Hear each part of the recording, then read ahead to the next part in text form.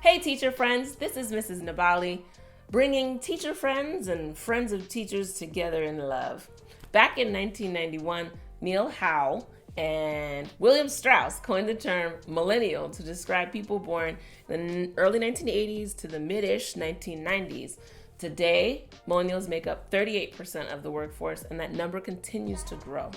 I got to sit down with Jass Smith of Go Ahead Teach, and we talked about burnout, we talked about our teacher stories and experiences, and discussed how millennials who teach can go from surviving to thriving.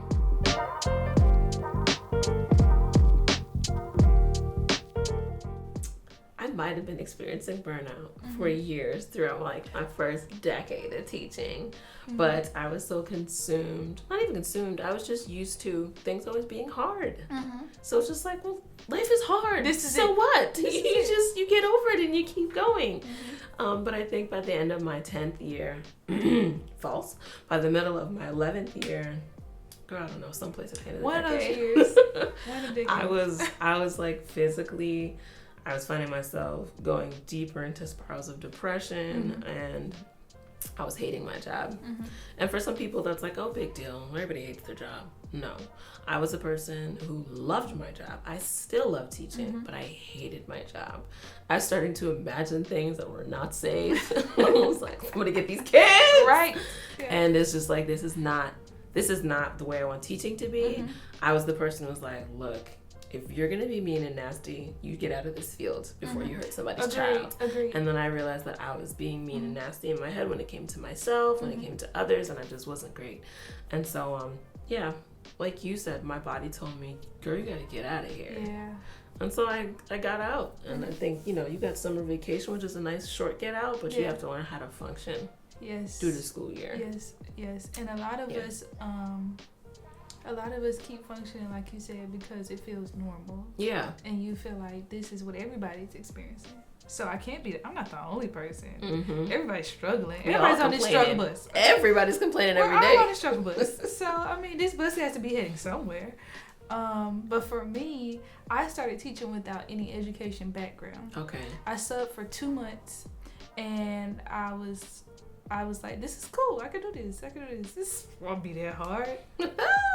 Then it hit the fan, okay?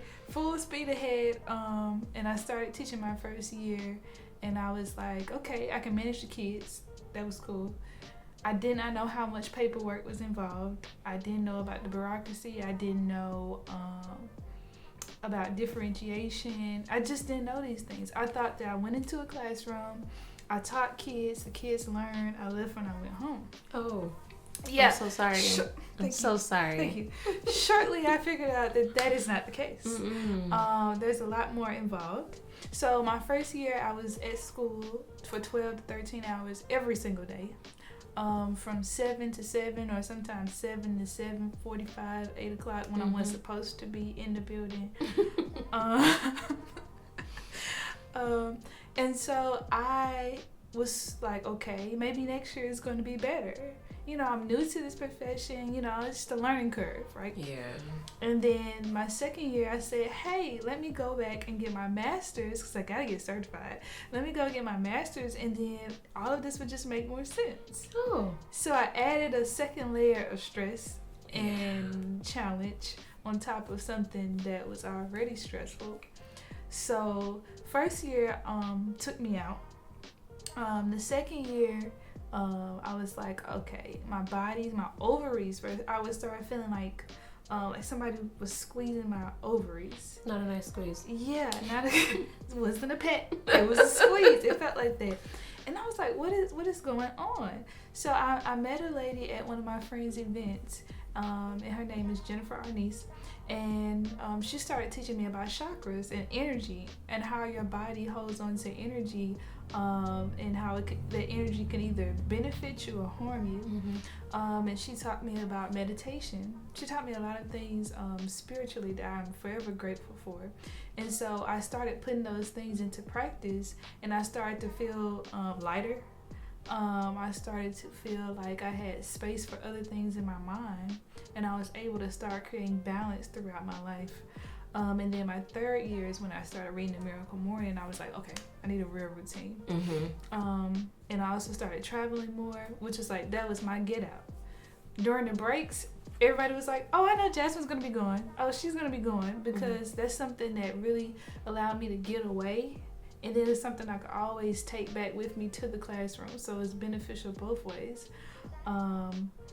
And after I started putting the balance into place, I was able to manage a lot of things. I was getting out the building a lot earlier. I was like, I'm not going to be in here all day.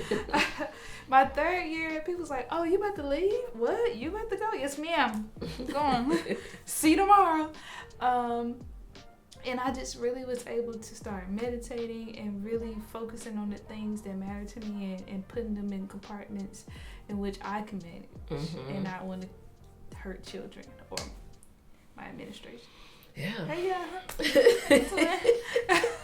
Or sadly, even yourself, because some people get there. Yeah, you know? for sure. I think I've been surprised over the years to find out how many of my colleagues were also struggling with their mental health.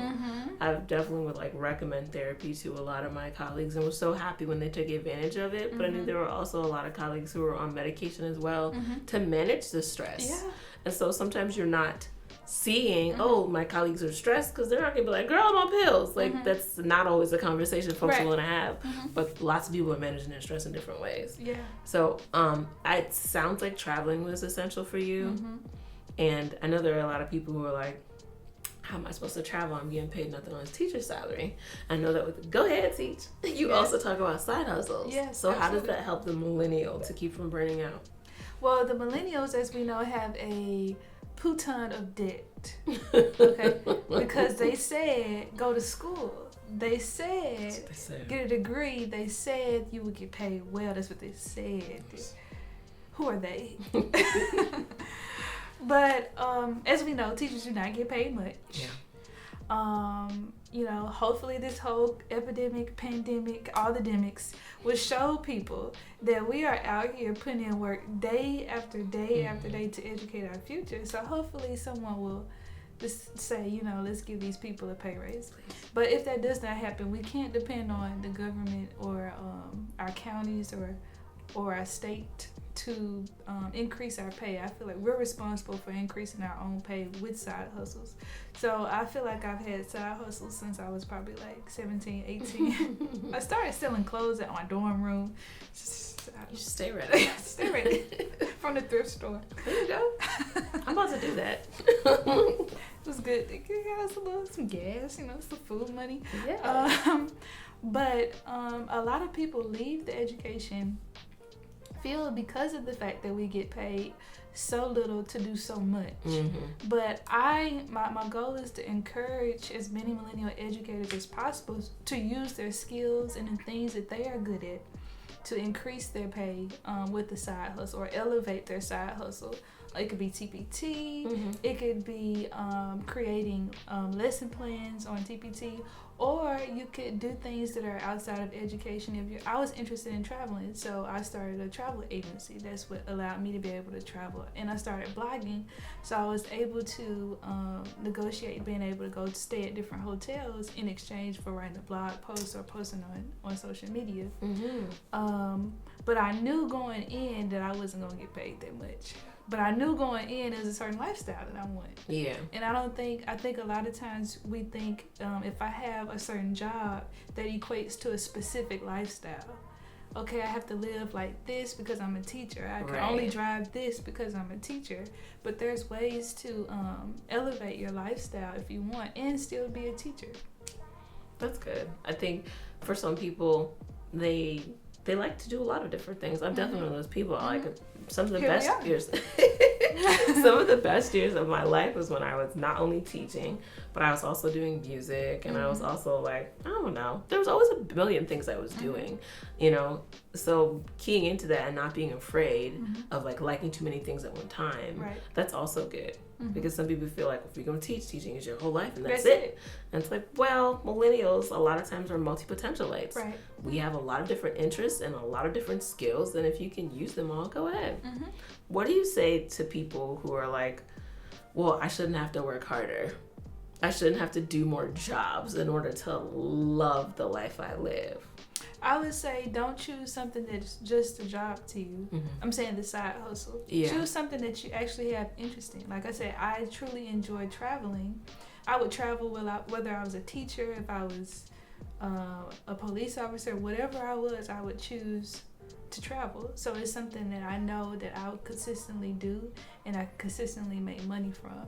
If you enjoy songwriting or making music, it's something you can get paid for. Everything. People buy everything. People buy, if it's marketed well and branded well, people buy it. People buy into people. That's true. Because of their story. So it doesn't even have to be something that you have to work extremely hard for. I don't know about anybody else, but I don't want to work hard forever. Yeah. Passive income is the way. And that's what I want teachers to do. I don't want to pile more work onto teachers. I want to help teachers create passive income, additional income that's not going to make you stressed. If it's stress, then you just need to leave it alone. Or change or add some type of system in place. That's good. I think sometimes people might feel pressure. I know I feel pressure. Let me stop saying people. Sometimes I feel pressure like, what? I am people. People is me. Just like everybody else is doing this and they've got side hustles and they're also blogging and they're also on Teachers Pay Teachers. And that's not for me. Like doing more academic things wasn't something I was interested in. I'm interested in self-care. Right. Here we are. Exactly. So I hear this sort of repetitive theme of knowing yourself, whether it's how you create your morning routine, it's about knowing yourself, or knowing how do you best connect to yourself mentally or spiritually. Correct. So there's a level of self-awareness that's going to be important. Do you think that millennials are more poised to have self-awareness than maybe some other generations? Yeah, I think we've had the privilege to be able to. I feel like we're a privileged generation. Because society is more susceptible to different lifestyles.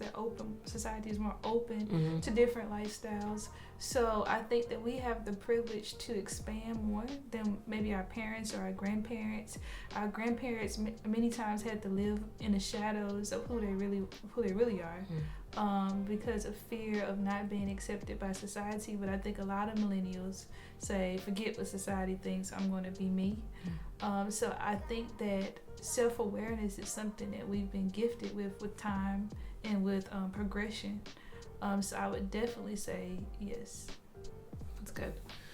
Well, you heard it, millennials. We're in a position to live our best lives. Yes, live. Yeah, to really live, to teach, to live, to do the things that we want to and get paid for them. Absolutely. So I'm going to encourage y'all to go ahead and follow ahead. Jass, go ahead, teach. Go ahead, teach. I'm going to get it right. Yes. Follow her. It's the same across platforms. She didn't change the spellings or nothing. And for those of you who are millennials and you're trying to find out, how do I go from just teaching, how do I just be in a grind, but how do I flourish and how do I thrive? It sounds like what you're offering is a great tool.